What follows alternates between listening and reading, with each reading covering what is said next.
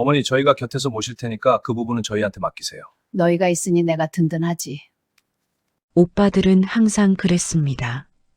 평소에는 엄마에 대해 아무것도 신경 안 쓰더니 만날 때만 혹은 재산 얘기 나올 때만 잘하는 척 저는 더 이상 못 참고 얘기했습니다. 이제같이 엄마 챙겨 나 혼자 챙기긴 지쳤어. 그게 뭐가 힘들다고 그러는 거야? 오빠들이 한 번이라도 해봤어? 야, 진정해. 이야기 시작 전 좋아요. 구독은 많은 힘이 됩니다. 저는 창구 계약직으로 일하고 있습니다. 죄송합니다. 서류 한 장이 빠져 있어서요. 네, 다시 오셔야 해요. 죄송합니다. 하루에도 수십 번 정화는 같은 말을 반복합니다. 창구 너머로 쏟아지는 시선들, 짜증 섞인 한숨, 간혹 날아오는 거친 말들. 정화는 그것들을 하나씩 받아서 고요하게 내려놓는 사람이었습니다. 구청 민원실 창구 번호 3번.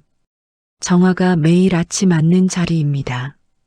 의자에 앉는 순간부터 퇴근 시간까지 그 자리는 정화의 몸에 완벽하게 맞아 들어가 있었습니다.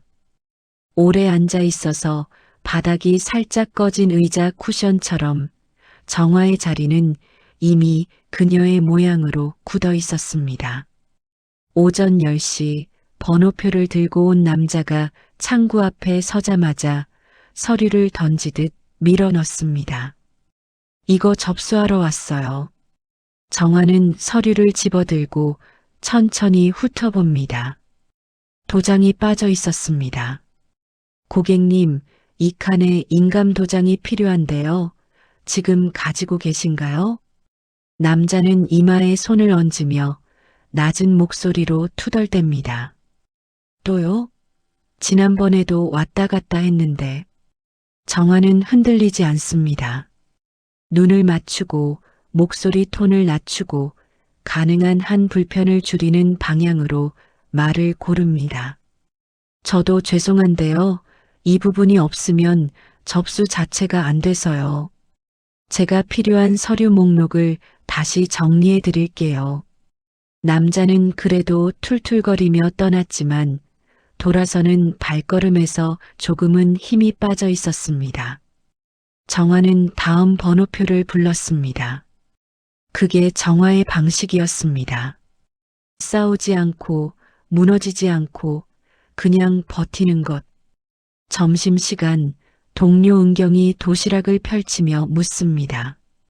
정화 씨는 어떻게 그렇게 안 와나요? 아까 그 남자 진짜 너무했잖아요.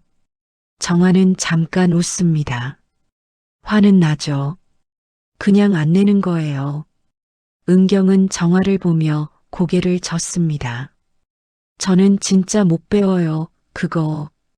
정화도 웃으며 밥을 먹었지만 그 웃음이 어디서 오는 건지 스스로도 잘 몰랐습니다.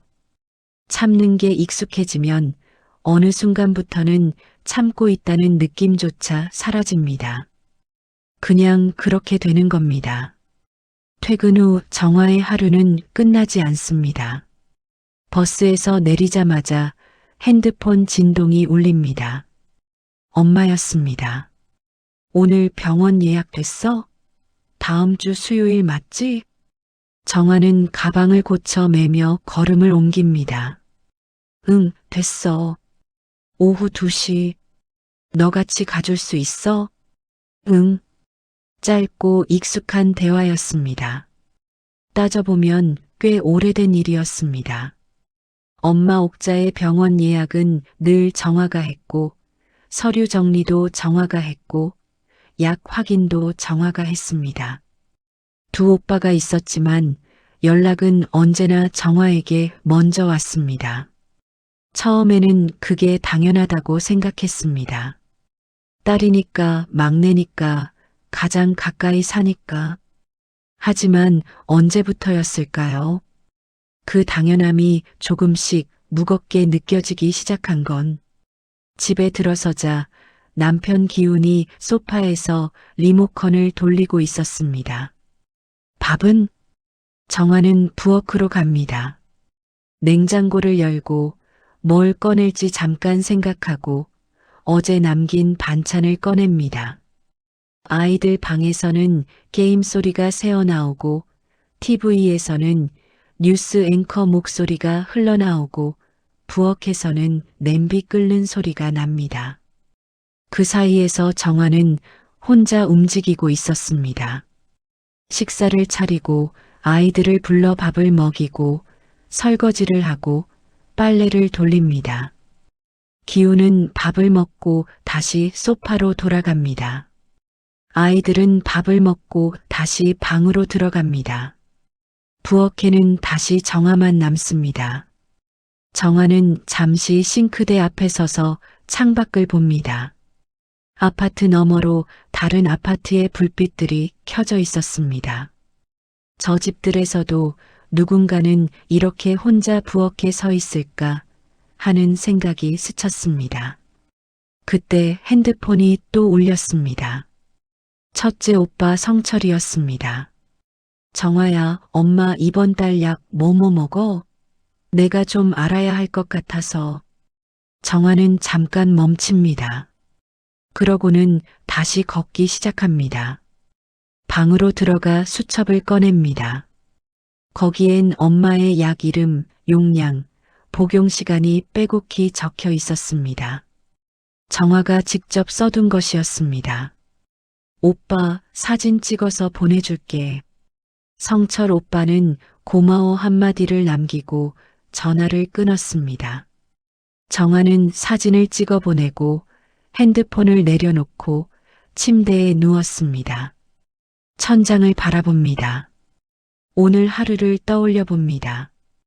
창구에서 사과했고 점심을 먹었고 퇴근해서 밥을 차렸고 엄마 병원을 확인했고 오빠에게 약 정보를 보냈습니다. 그 중에서 정화가 원해서 한 일은 몇 가지나 될까요? 그 질문이 너무 낯설어서 정화는 스스로도 놀랐습니다. 원한다는 감각 자체가 언제부터인가 희미해져 있었습니다. 눈을 감으면서 정화는 혼자 중얼거립니다. 내가 말 안 하면 다들 편해졌거든요. 그 말이 자랑인지 푸념인지 정화 자신도 알 수 없었습니다. 다만 그 말이 사실이라는 건 아주 오래전부터 알고 있었습니다. 그리고 그것이 정화를 지탱해온 방식이자 정화를 조금씩 지우고 있는 방식이기도 했습니다. 밖에서는 바람이 불었습니다. 커튼이 살짝 흔들렸다가 다시 제자리로 돌아왔습니다. 정화는 그걸 보며 눈을 감았습니다. 내일도 3번 창구는 그녀를 기다리고 있을 것입니다. 일요일 오후 옥자의 집에는 오랜만에 가족이 모두 모였습니다. 엄마 옥자의 생일이었습니다. 현관에 들어서자 고기 굽는 냄새와 함께 성철 오빠의 목소리가 들려왔습니다. 왔어? 늦었네. 정화는 케이크 상자를 들고 부엌으로 들어갑니다. 식탁 위에는 이미 음식이 펼쳐져 있었고 둘째 오빠 성민의 아내가 전을 뒤집고 있었습니다. 제가 할게요. 정화가 앞치마를 집어들자 성민 형수는 아이고 왔어요? 하며 슬쩍 자리를 내줍니다. 정화는 자연스럽게 그 자리를 채웁니다. 거실에서는 남자들이 이미 맥주를 따고 있었습니다. 기훈도 그 사이에 끼어앉아 웃음 섞인 이야기를 나누고 있었습니다. 옥자는 소파 한가운데에 앉아 손자 손녀들이 가져다주는 과자를 받으며 흐뭇한 표정을 짓고 있었습니다. 정화는 부엌에서 음식을 나르고 그릇을 정리하고 아이들 밥을 따로 담았습니다. 이 집에서 정화의 움직임은 늘 이렇게 조용했습니다. 누가 시켜서가 아니라 자연스럽게 그 자리에 끼어드는 방식. 밥을 먹고 케이크 초를 끄고 나서 자리가 조금 느슨해졌습니다. 옥자가 먼저 말문을 열었습니다. 이제 나도 나이가 드니까 정리할 건 정리해야지. 잠깐 정적이 흘렀습니다. 성철 오빠가 맥주잔을 내려놓으며 입을 뗍니다. 무슨 소리야? 어머니 아직 팔팔하시잖아요. 그러나 옥자는 웃으며 손을 젓습니다. 팔팔할 때 정리해야 내가 마음이 편해. 나중에 아무 말도 못하고 가면 어떡해. 그 말에 방 안 분위기가 살짝 가라앉았습니다.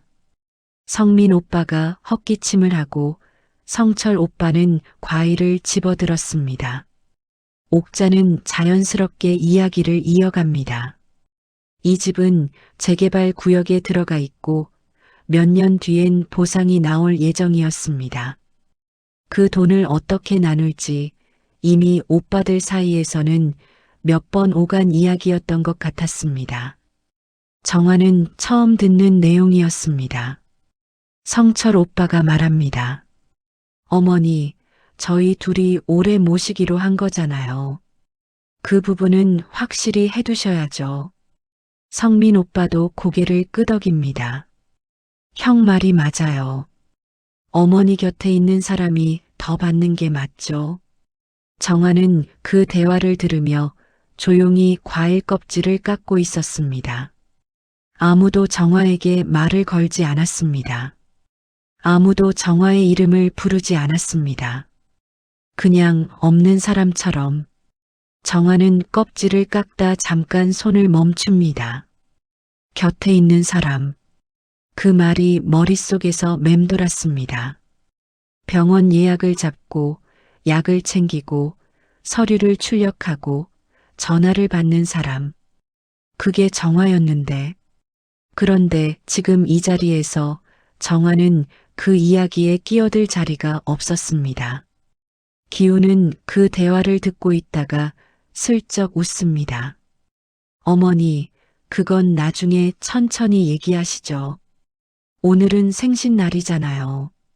분위기를 부드럽게 만들려는 말이었습니다. 성철 오빠도 웃으며 그래, 오늘은 축하나 하자 하고 넘어갑니다. 화제가 바뀌었고 아이들이 웃기 시작했고 옥자도 다시 밝은 얼굴이 됩니다. 정화도 웃었습니다.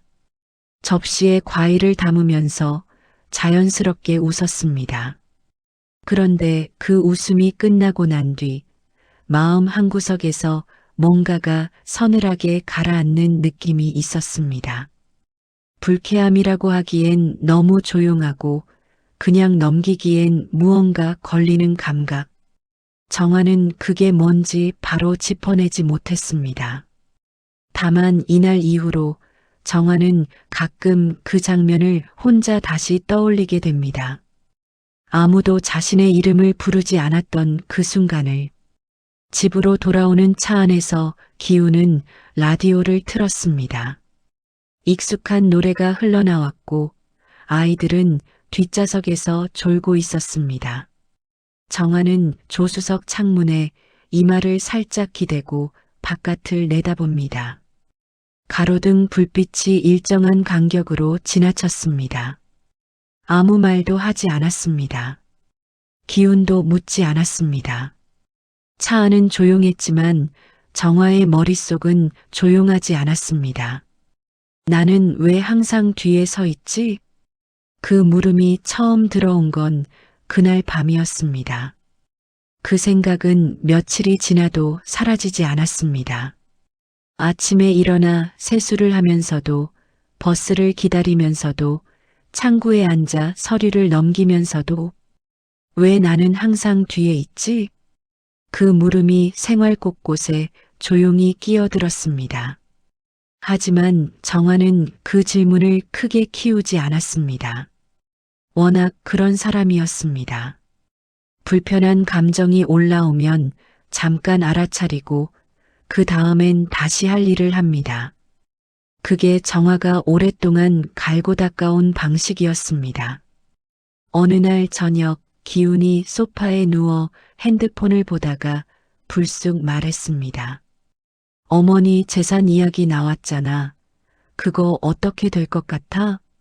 정화는 식탁을 닦으며 대답합니다. 글쎄, 기우는 잠깐 뜸을 들이다가 말을 잇습니다. 형들이 많이 가져가려는 것 같던데 우리도 뭔가 챙겨야 하지 않겠어? 정화는 행주를 접습니다. 우리가 뭘 챙겨? 어머니 돈이지. 기우는 피식 웃습니다. 그러니까 우리도 어머니 곁에 있는 거잖아. 정화 씨가 얼마나 신경 쓰는데. 정화는 잠깐 기운을 봅니다. 그 말이 진심으로 정화의 수고를 알아주는 건지 아니면 자기도 한 몫 챙기자는 건지 정확히 읽히지 않았습니다. 아마 둘 다였을 것입니다. 정화는 아무 말도 하지 않았습니다. 그냥 부엌으로 들어가서 물 한 잔을 따랐습니다. 그러고는 잠깐 서서 아무것도 생각하지 않으려 했습니다. 며칠 뒤 성철 오빠에게서 연락이 왔습니다. 어머니가 정형외과에 다녀오셔야 하는데 시간이 되냐고. 정화는 달력을 봅니다. 목요일 오전은 근무일이었습니다. 반차를 써야 했습니다. 알았어. 내가 갈게. 전화를 끊고 나서 정화는 반차 신청서를 씁니다. 은경이 옆에서 묻습니다. 또 어머니요? 정화는 고개를 끄덕입니다. 형제들은 뭐해요? 바쁘대. 은경은 더 묻지 않았습니다. 정화도 더 설명하지 않았습니다. 목요일 오전 정화는 병원에서 옥자 옆에 앉아 대기표를 기다렸습니다. 진료실에서 나온 의사가 설명하는 내용을 받아 적고 처방전을 챙기고 약국에서 약을 바다봉투에 넣었습니다. 옥자는 딸의 손을 잡으며 말했습니다. 너 없으면 내가 어떡하니? 그 말이 따뜻했습니다. 분명히 따뜻했는데 동시에 정화는 그 말이 살짝 무겁게 느껴졌습니다. 너 없으면 안 된다는 말이 어느 순간부터는 너만 하면 된다로 들리기 시작했습니다. 병원을 나와 옥자를 집에 모셔다 드리고 정화는 다시 직장으로 향했습니다. 점심도 거른 채로 오후 업무를 채웠습니다. 그날 저녁 성철 오빠에게서 짧은 카카오톡이 왔습니다. 수고했어. 정화는 그 메시지를 한참 들여다봤습니다. 이모티콘 하나가 붙은 두 글자, 웃는 얼굴. 정화도 웃었습니다. 응하고 답장을 보냈습니다. 그런데 핸드폰을 내려놓으면서 정화는 그 웃음이 어디서 나온 건지 생각했습니다. 기쁜 것도 아니고 억울한 것도 아닌데 그냥 습관처럼 웃었습니다. 오래전부터 그래왔던 것처럼 화내면 분위기가 나빠지고 투정 부리면 예민하다는 말이 돌아오고 요구하면 왜 그래라는 눈빛이 따라오는 걸 알기 때문에 그냥 웃는 게 가장 편했습니다. 적어도 그 자리에서만큼은. 정화는 그날 밤 자리에 누워 한동안 잠을 이루지 못했습니다. 뭔가 잘못됐다는 생각이 드는 건 아니었습니다. 다만 이 구조가, 이 자리가 자신이 원해서 만들어진 게 맞는지 조금 헷갈렸습니다. 언제부터 여기에 서 있었는지, 그 자리가 정화에게 맞는 자리인지, 아니면 그냥 아무도 원하지 않아서 남겨진 자리를 정화가 채워온 건지, 그 질문에 답을 내리지 못한 채로 정화는 결국 잠이 들었습니다. 봄이 지나고 여름이 시작됐습니다. 계절이 바뀌어도 정화의 일과는 크게 달라지지 않았습니다. 오전엔 창구, 오후엔 창구, 퇴근 후엔 집, 그리고 가끔 끼어드는 가족 연락. 그 루틴이 반복됐습니다. 어느 월요일 아침 출근길 버스 안에서 진동이 울렸습니다. 옥자였습니다. 정화야, 오늘 보건소 가야 하는데 뭐 챙겨가야 해? 정화는 손잡이를 잡은 채로 대답합니다. 신분증이랑 진료 수첩, 지난번 약 봉투 있으면 그것도요. 약 봉투? 어디 뒀더라? 서랍 두 번째 칸이요. 네가 더 잘 아네. 전화를 끊고 나서 정화는 버스 창밖을 봤습니다. 빠르게 지나치는 건물들.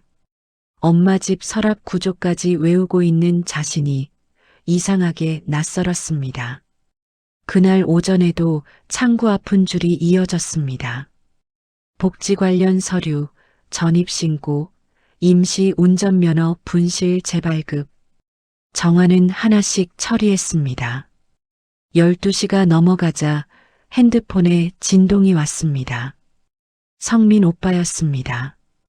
정화야, 어머니 다음 달 종합검진 있잖아. 예약되어 있어? 정화는 점심도 먹기 전에 수첩을 뒤집니다. 응, 8월 14일 오전 10시.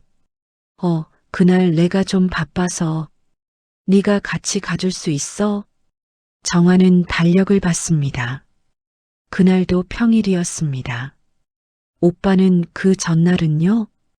그것도 좀 애매하네. 잠깐 침묵이 흘렀습니다. 알았어, 내가 갈게. 전화를 끊자마자 은경이 식판을 들고 옆에 섰습니다. 밥 먹어요, 다 식겠다. 정화는 핸드폰을 주머니에 넣으며 자리에서 일어납니다. 식당에 앉아 국을 뜨면서 정화는 지난석 달을 돌아봤습니다. 병원 예약을 몇 번이나 잡았을까? 반차를 몇 번이나 썼을까? 오빠들에게 연락을 먼저 해본 적이 한 번이라도 있었을까? 없었습니다. 항상 연락은 이쪽으로 왔고, 항상 정화가 정리했고, 항상 오빠들은 바빠서라는 말 뒤에 한 발짝 물러서 있었습니다. 은경이 물을 마시다가 묻습니다. 오빠들은 아무것도 안 해요? 정화는 잠깐 멈춥니다. 일이 바쁜 거지. 정화 씨는 안 바빠요? 그 말에 정화는 웃어 넘겼지만 국 한 술을 뜨면서 그 말을 다시 씹었습니다. 정화 씨는 안 바빠요? 바빴습니다. 당연히 바빴습니다. 그런데 이상하게도 정화는 자신이 바쁘다는 사실을 누구에게도 제대로 말해본 적이 없었습니다. 말하면 뭐가 달라지겠냐고 생각했습니다. 아니, 달라질 수 있다는 상상 자체를 해본 적이 없었을지도 모릅니다. 그날 퇴근 후 정화는 엄마 집에 들렀습니다. 약을 정리해두기 위해서였습니다. 옥자는 소파에서 TV를 보다가 정화를 보고 환하게 웃었습니다. 왔어? 밥 먹었어? 응. 정화는 약 봉투를 꺼내 요일별 약통에 하나씩 나눠 담습니다. 작은 알, 큰 알, 분홍색, 흰색. 손이 이거 막힘없이 움직였습니다. 옥자는 그 모습을 보며 말합니다. 성철이한테도 이거 가르쳐줘야 하는데. 정화는 고개를 들지 않은 채 대답합니다. 그러게요. 근데 걔는 이런 거 잘 못하잖아. 정화는 잠자코 약통 뚜껑을 닫습니다. 못하는 게 아니라 안 하는 거예요. 그 말은 속에만 남겼습니다. 집으로 돌아오는 길, 정화는 지하철을 탔습니다. 맞은편에 앉은 여자가 이어폰을 꽂고 눈을 감고 있었습니다. 아무것도 하지 않는 얼굴이었습니다. 그게 이상하게 부러웠습니다. 이어폰 하나로 세상과 분리될 수 있다는 것. 아무도 연락하지 않는 시간을 갖는다는 것. 정화는 핸드폰을 꺼냈다가 다시 집어넣었습니다. 혹시 연락이 와 있을까 반사적으로 확인하려던 손을 멈춘 겁니다. 그 순간 정화는 처음으로 생각했습니다. 지금 이 구조가 누가 설계한 건지, 내가 원해서 시작한 건지, 아니면 그냥 아무도 안 하니까 내가 한 건지 그 차이가 생각보다 크다는 걸 그날 밤 정화는 처음으로 느꼈습니다. 팀장이 정화를 불렀습니다. 회의실 문을 닫고 자리에 앉으면서부터 이미 분위기가 달랐습니다. 정화 씨, 이번 계약 관련해서 말씀드릴 게 있어서요. 팀장은 말을 고르듯 천천히 시작했습니다. 올해 말로 계약이 종료될 것 같아요. 정화는 잠깐 그 말을 받아들이지 못했습니다. 예산 문제로 내년 계약직 자리 자체가 줄어들어서 저도 어렵게 됐어요. 충분히 통보해드리고 싶었어요. 팀장은 미안한 얼굴이었습니다. 정화는 고개를 끄덕였습니다. 알겠습니다. 회의실을 나오면서 정화는 별다른 감정이 없다고 생각했습니다. 그냥 일이 생긴 것이었습니다. 자리에 돌아와 창구 업무를 재개했습니다. 서류를 접고 설명하고 도장 위치를 안내했습니다. 퇴근 시간이 됐습니다. 버스를 타고 집으로 왔습니다. 밥을 차리고 설거지를 하고 빨래를 돌렸습니다. 그리고 자정이 넘어 아이들이 자고 기운도 잠든 뒤에야 정화는 식탁에 혼자 앉았습니다. 핸드폰을 꺼내 계산기를 열었습니다. 지금 받는 월급, 남은 계약 기간, 퇴직금 예상액. 숫자들이 하나씩 화면에 나타났습니다. 그 숫자들은 아주 조용히 그러나 아주 분명하게 말하고 있었습니다. 정화의 통장에는 정화의 노후를 위한 돈이 없었습니다. 없다기보다는 거의 결혼하고 나서 생활비가 빠져나갔고 애들 학원비가 빠져나갔고 명절마다 양쪽 집에 쓰는 돈이 빠져나갔습니다. 국민연금 가입 기간이 짧았습니다.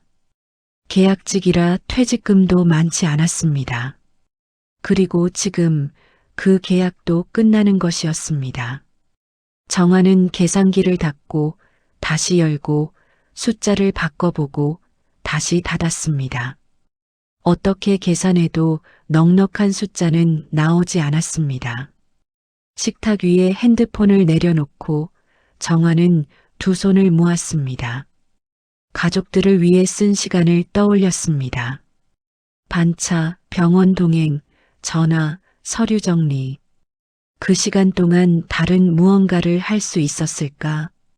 자격증 공부를 했을 수도 있었고, 좀 더 안정된 일자리를 알아볼 수도 있었고, 조금씩이라도 저축을 늘릴 수도 있었습니다. 그런데 정화는 그 시간을 거의 전부 다른 사람들에게 주고 있었습니다. 억울하다기보다는 무서웠습니다. 이 구조 안에서 자신이 나이를 먹고 있다는 사실이 모두를 위해 움직이는 동안 정화 자신을 위한 시간이 따로 없었다는 사실이, 그리고 그 사실을 오늘 이 숫자들이 처음으로 눈앞에 들이밀고 있었습니다. 정화는 눈을 감았습니다. 한참 그렇게 앉아 있었습니다. 머릿속에서 뭔가가 천천히 정렬되는 느낌이 있었습니다. 화는 아니었습니다. 슬프지도 않았습니다. 다만 이제는 더 이상 눈 감고 지나칠 수 없다는 감각이 조용히 그러나 단단하게 자리를 잡는 느낌이었습니다. 정화는 그날 밤 처음으로 자신의 이름을 주어로 두고 문장을 완성했습니다. 나는 지금 어디에 있지? 그 질문이 머릿속에 떠오른 순간 정화는 이상하게도 울고 싶지 않았습니다. 오히려 뭔가 또렷해지는 기분이었습니다. 창밖엔 늦은 밤 골목이 조용했습니다. 편의점 불빛 하나가 혼자 켜져 있었습니다. 정화는 그 불빛을 한동안 바라봤습니다. 그리고 내일부터는 뭔가 달라져야 한다는 생각을 처음으로 혼자서 결심처럼 품었습니다. 다음 날 아침 정화는 식탁에 앉아 밥을 먹으면서 기훈에게 말했습니다. 나 계약 끝난대. 올해 말로. 기훈은 밥숟가락을 들다가 잠깐 멈췄습니다. 그래, 연장은 안 돼? 예산이 없대. 기훈은 잠깐 생각하는 표정을 짓더니 이내 말했습니다. 뭐, 다른 데 알아보면 되지. 그게 다였습니다. 더 묻지도 않았고, 걱정하는 말도 없었고, 같이 생각해보자는 말도 없었습니다. 밥을 다 먹고 기훈은 출근했습니다. 아이들은 학교에 갔습니다. 정화는 혼자 식탁에 앉아 남은 국을 천천히 마셨습니다. 다른 데 알아보면 되지. 그 말이 틀린 건 아니었습니다. 하지만 정화가 원했던 건 해결책이 아니었습니다. 그냥 잠깐이라도 같이 앉아서 들어주는 것이었습니다. 며칠 뒤 정화는 오빠들에게 따로 연락했습니다. 카카오톡으로 성철 오빠와 성민 오빠를 묶어 단체 메시지를 보냈습니다. 오빠들, 나 올해 말로 계약 끝나. 그리고 어머니 병원 일정이나 서류 같은 거 이제 같이 좀 나눠서 해야 할 것 같아. 나 혼자 계속하기가 좀 어렵네. 메시지를 보내고 나서 핸드폰을 내려놓았습니다. 심장이 약간 빠르게 뛰었습니다. 이런 말을 먼저 꺼낸 게 처음이었습니다. 읽음 표시가 떴습니다. 성철 오빠가 먼저 답했습니다. 그래, 힘들었겠다. 나도 요즘 좀 바빠서 신경을 못 썼네. 다음엔 더 챙길게. 잠시 후 성민 오빠도 답장이 왔습니다. 나도 미안해. 지금은 좀 바빠서 당장은 어렵고 좀 정리되면 같이 얘기해보자. 정화는 두 메시지를 번갈아 읽었습니다. 힘들었겠다. 다음엔 좀 정리되면. 말의 구조는 달랐지만 결론은 같았습니다. 지금은 아니라는 것. 정화는 핸드폰을 테이블 위에 뒤집어 놓았습니다. 화가 나는 건지 그냥 허탈한 건지 정확히 알 수 없었습니다. 다만 한 가지는 분명했습니다. 다음엔 좀 이따가라는 말은 오빠들의 입에서 수년째 반복됐고 그 다음과 좀 이따가는 한 번도 오지 않았습니다. 그날 저녁 정화는 엄마 집에 들렀습니다.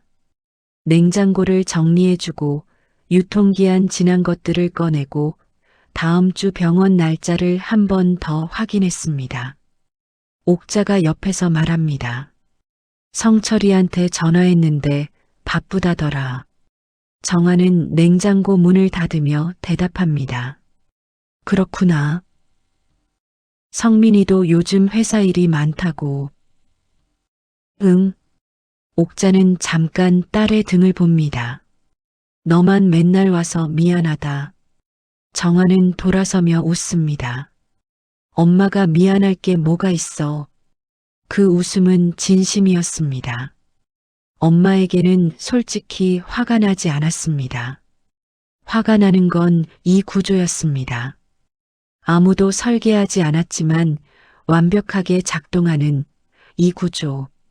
누군가 힘들다고 말하면 수고했어 한마디로 마무리되고 누군가 도움을 요청하면 지금은 바빠서로 넘어가고 그러면 어김없이 정화가 그 빈자리를 채우는 방식.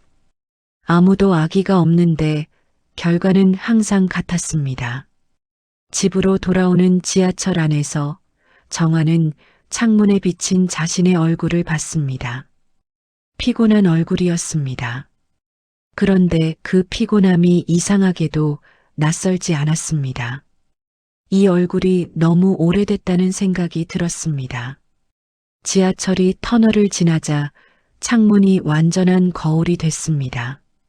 정화는 그 얼굴을 오래 들여다봤습니다. 말뿐이야. 그 말이 가슴 어딘가에서 조용히 완성됐습니다. 가족의 말이 말뿐이라는 걸 이제는 정화도 알고 있었습니다. 다만 그 말뿐인 위로에 기대며 자신을 달래온 시간이 너무 길었다는 것도. 지하철이 역에 멈췄습니다. 정화는 자리에서 일어섰습니다. 문이 열렸고 정화는 플랫폼으로 나왔습니다. 차가운 바람이 불었습니다. 정화는 잠깐 멈춰서서 그 바람을 맞았습니다. 그리고 걷기 시작했습니다. 집으로 가는 길이었지만 오늘따라 그 발걸음은 조금 다른 방향을 향하는 것처럼 느껴졌습니다. 뭔가를 결심한 사람의 걸음처럼. 며칠이 지났습니다. 정화는 그 며칠 동안 특별한 일을 하지 않았습니다. 출근하고 창구에 앉고 퇴근하고 밥을 차렸습니다. 그런데 뭔가가 달랐습니다. 머릿속이 달랐습니다. 예전엔 연락이 오면 반사적으로 알겠어가 나왔는데 이제는 잠깐 멈추는 시간이 생겼습니다. 이게 내가 해야 하는 일인가? 그 한 가지 질문이 정화의 반응 방식을 조금씩 바꾸고 있었습니다.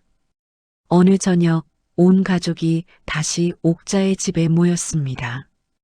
특별한 이유가 있는 모임은 아니었습니다.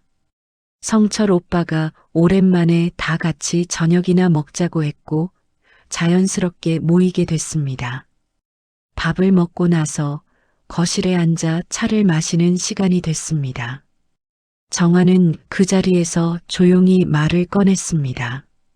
억양을 높이지도 감정을 넣지도 않았습니다. 그냥 담담하게 준비한 문장을 말했습니다. 이제 역할을 나누죠. 저는 제 자리로 돌아갈게요. 잠깐 정적이 흘렀습니다. 성철 오빠가 찻잔을 내려놓으며 묻습니다. 무슨 소리야 갑자기? 정화는 시선을 내리깔지 않았습니다. 갑자기가 아니에요. 병원 예약, 서류, 보호자 동행. 저 혼자 해온 지 꽤 됐어요. 계약도 끝나고 저도 제 일 챙겨야 해서요. 성민 오빠가 말합니다. 그거야 알지. 근데 당장 어떻게 하라고. 나눠서 하면 돼요. 말은 짧았지만 분명했습니다. 기우는 그 자리에서 아무 말도 하지 않았습니다. 옥자는 딸의 얼굴을 봤다가 아들들 얼굴을 봤다가 찻잔만 만지작거렸습니다. 분위기가 무거워졌습니다. 성철 오빠가 목소리를 낮춥니다. 너 요즘 좀 예민한 거 아냐? 정화는 그 말에 잠깐 숨을 들이쉬었습니다. 예민하다는 말. 오래전부터 들어온 그 말이 오늘은 다르게 들렸습니다. 예민한 게 아니라 오래 참은 거라는 걸 이제 정화 자신은 알고 있었습니다. 예민한 게 아니에요. 그냥 이제는 나눠서 해야 한다는 거예요. 그날 저녁은 어색하게 끝났습니다. 아무것도 결론이 나지 않은 채로 사람들은 자리에서 일어났습니다. 정화는 설거지를 하지 않았습니다. 처음으로 그냥 놔두고 나왔습니다. 집으로 오는 길 기훈이 운전하면서 말했습니다. 왜 그런 말을 거기서 꺼내요? 언제 꺼내야 해요? 기훈은 대답하지 않았습니다. 정화도 더 말하지 않았습니다. 차 안이 조용했습니다. 그 조용함이 전보다 덜 무겁게 느껴졌습니다. 이상하게도 며칠 뒤 정화는 동사무소 게시판에 붙어있던 공고 하나를 떠올렸습니다. 몇 주 전부터 봐왔지만 그냥 지나쳤던 것이었습니다.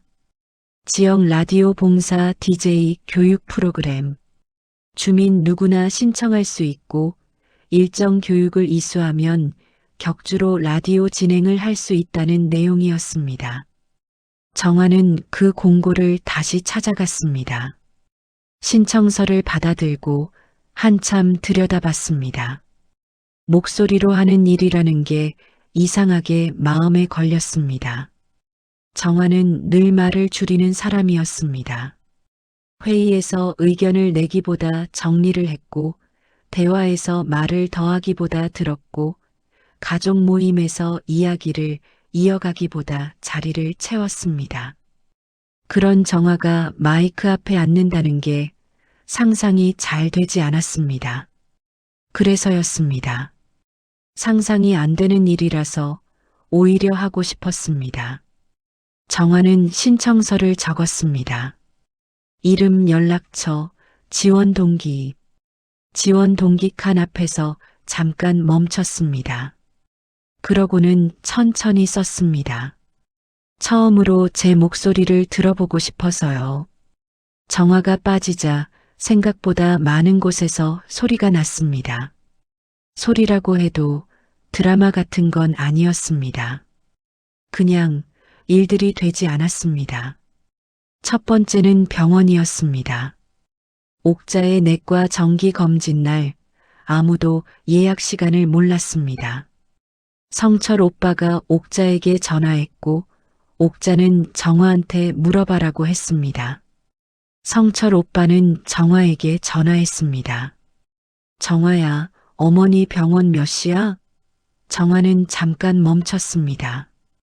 오빠, 이제 그건 오빠가 관리해야 해요. 제가 수첩 사진 보내줄 테니까 거기서 확인해요. 성철 오빠는 잠깐 말이 없다가 나 챙겨준 거 정화밖에 없어. 대답했습니다. 너희들이 뭐 했어? 정화 아, 알겠어. 그 한 번이 꽤 컸습니다. 다음 날 성철 오빠는 직접 달력 앱에 병원 일정을 입력했고 보호자 동행을 위해 반차를 신청했습니다. 오랜만에 일어난 일이었습니다. 두 번째는 집이었습니다. 정화가 라디오 교육 때문에 토요일 오전을 빠지자 기훈이 아침을 챙겨야 했습니다. 냉장고를 열고 뭐가 어디 있는지 한참을 뒤졌습니다. 아이들은 라면이 먹고 싶다고 했고 기훈은 라면을 끓였습니다. 그게 전부였는데 기훈에게는 작지 않은 일이었습니다. 정화가 돌아왔을 때 기훈은 소파에 앉아 뻘쭘한 얼굴로 말했습니다. 라면 끓였어. 냄비는 씻어놨어.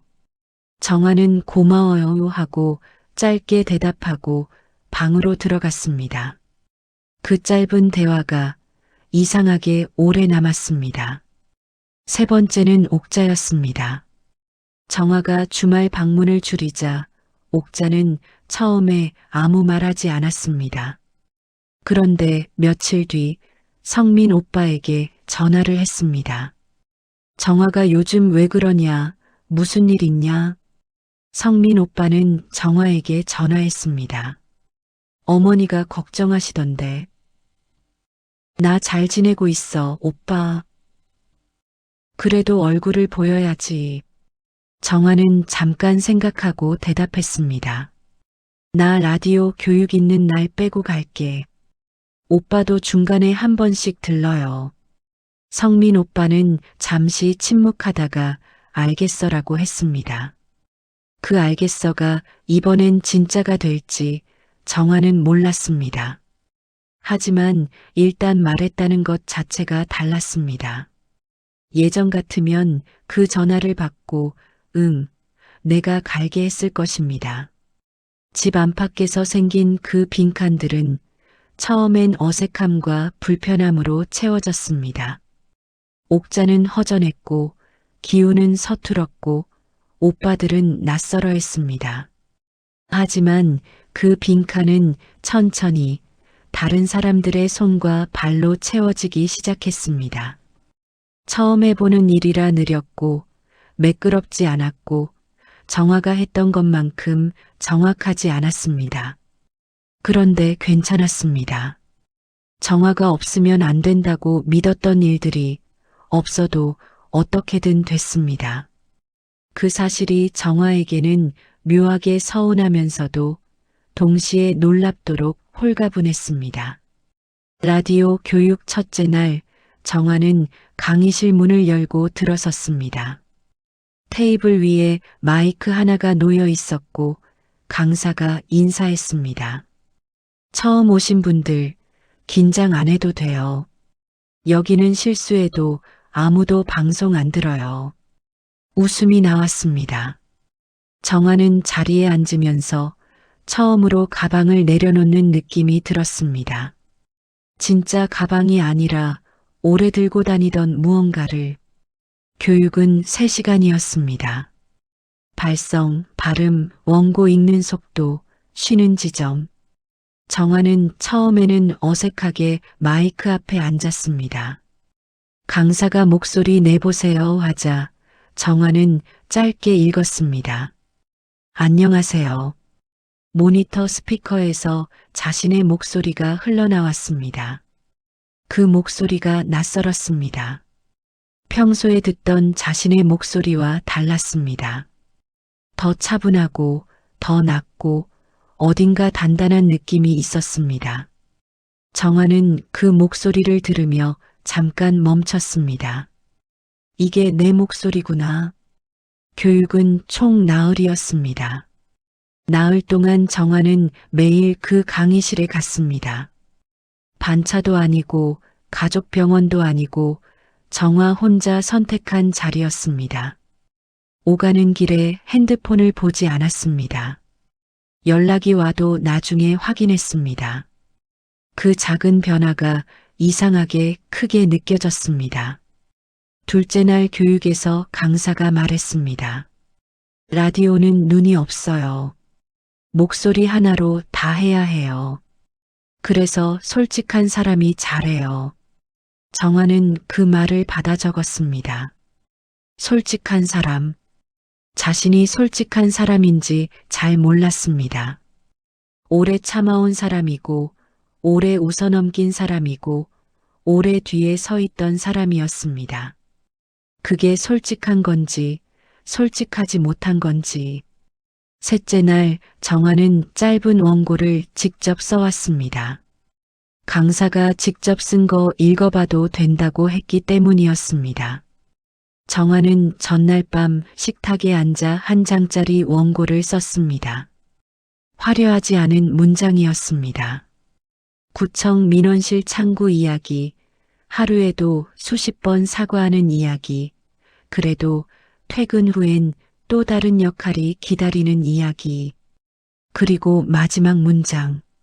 그런데 오늘은 처음으로 제가 원해서 여기 왔어요.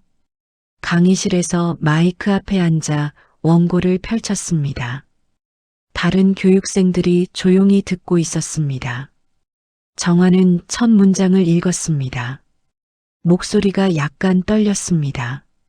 중간쯤에서 강사가 손을 들어 잠깐 멈추게 했습니다. 속도 조금만 낮추고 마지막 문장 전에 한 템포 쉬어요. 정화는 고개를 끄덕이고 다시 읽었습니다.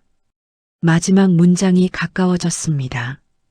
한 템포 쉬었습니다.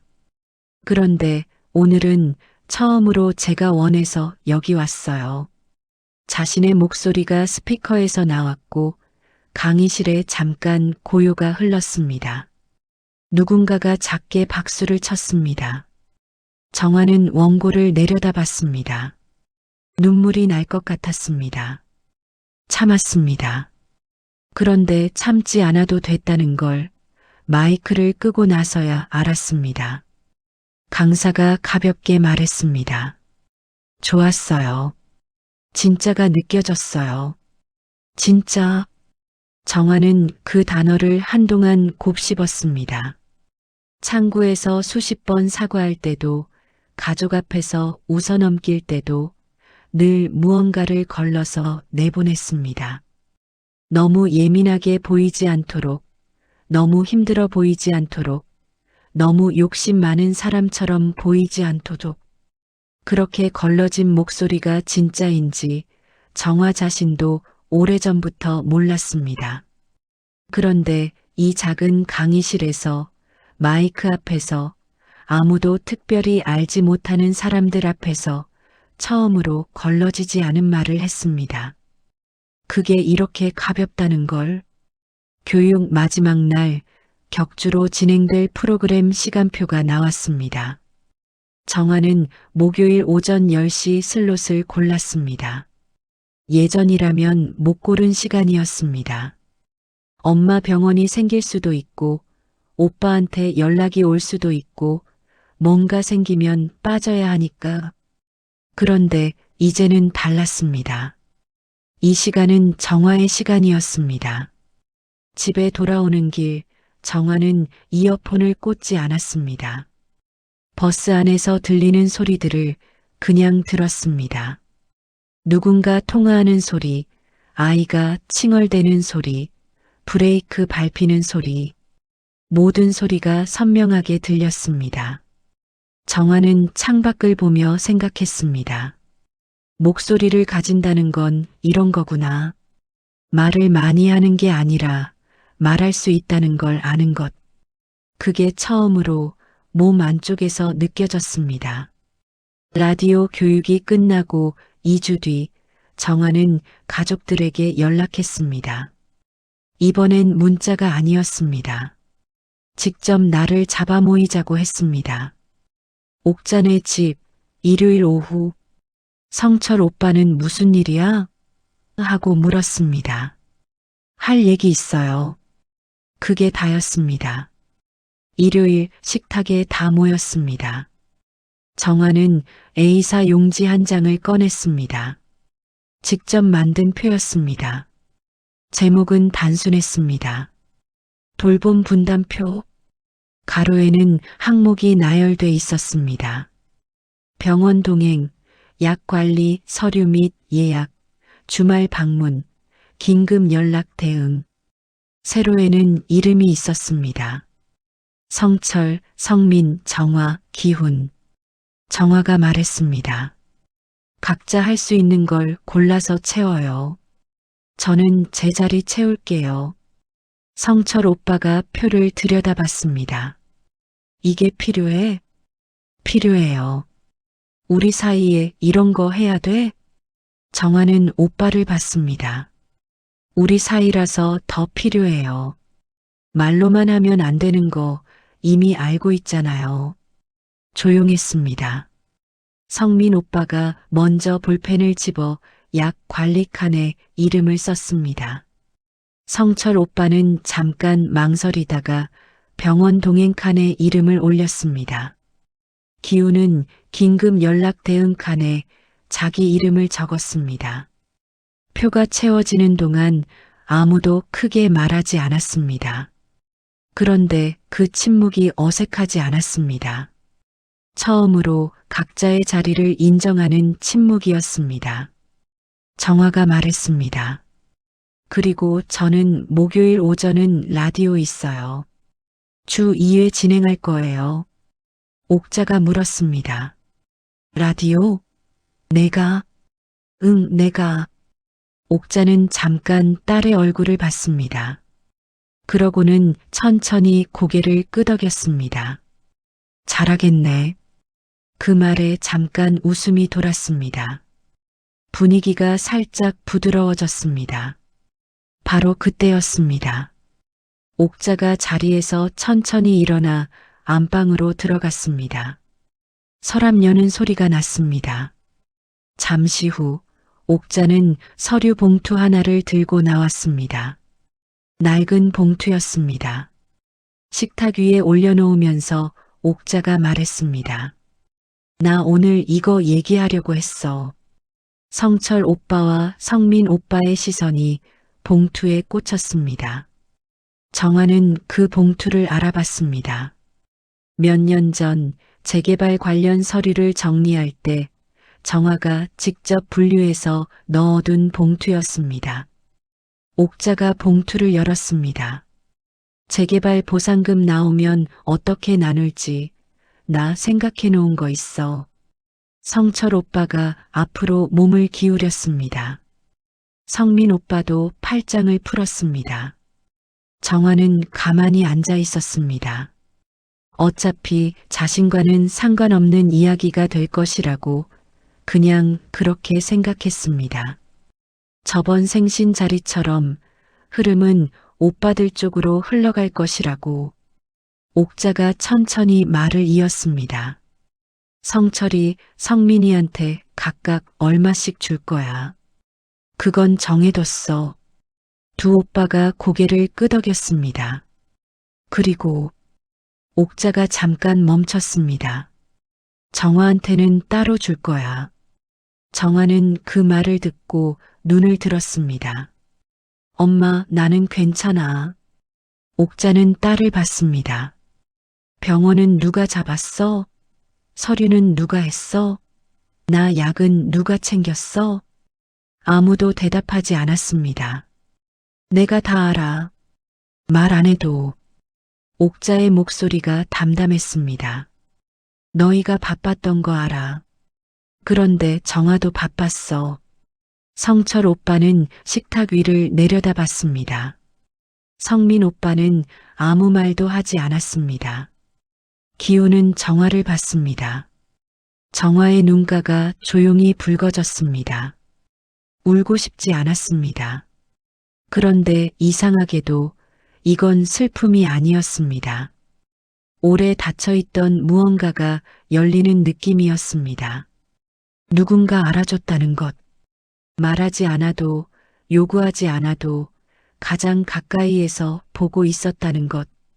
옥자가 마지막으로 말했습니다. 정화야, 고생 많았어. 그 말이 짧았습니다. 그런데 정화가 평생 기다려온 문장이 그거였을지도 모릅니다. 정화는 입술을 꾹 눌렀습니다. 그러고는 천천히 고개를 끄덕였습니다. 말이 나오지 않았습니다. 아무 말도 필요하지 않았습니다.